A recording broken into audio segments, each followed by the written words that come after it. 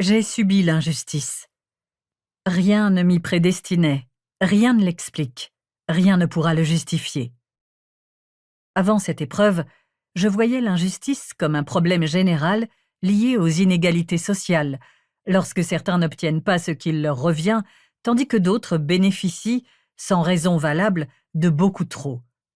Je n'avais pas compris que l'injustice dépassait cette question de la répartition des richesses ou des mérites, pourtant cruciale. Il en va, en réalité, de l'existence du mal, de la possibilité que des personnes et des institutions ont d'humilier, d'avilir, de détruire, en faisant passer le faux pour le vrai, en légitimant la violence et en autorisant toutes les manifestations d'abus de pouvoir. Je n'ai pas seulement été dénigrée sans motif, maltraitée, on ne m'a pas uniquement privée du droit à m'exprimer, à restaurer la vérité. Plus que cela, la violence, sans cause de l'injustice, prend la forme d'une exécution.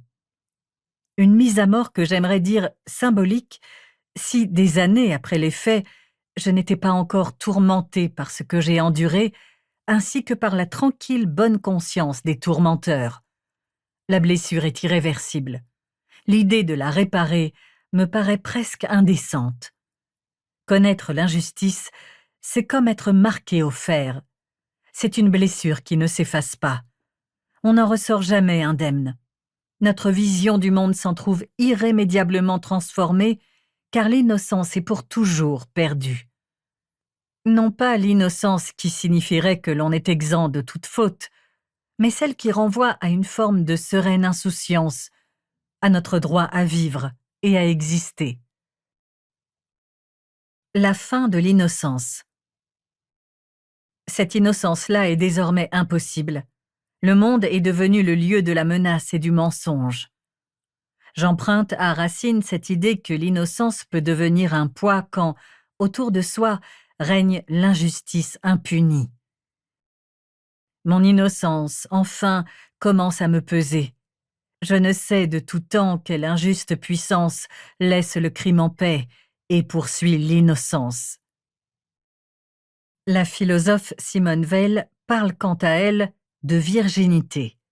Mais l'idée est la même, c'est cet état dans lequel on se trouve avant la confrontation avec le mal. Pour chaque être humain, il y a une date, inconnue de tous et de lui-même avant tout, mais tout à fait déterminée, au-delà de laquelle l'âme ne peut plus garder cette virginité.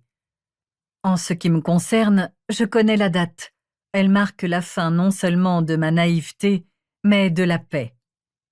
Psychologiser l'épreuve de l'injustice en la référant à une question de caractère ou de comportement, il est autoritaire, tu es susceptible, c'est un pervers, etc., revient à passer à côté de la souffrance qu'elle engendre.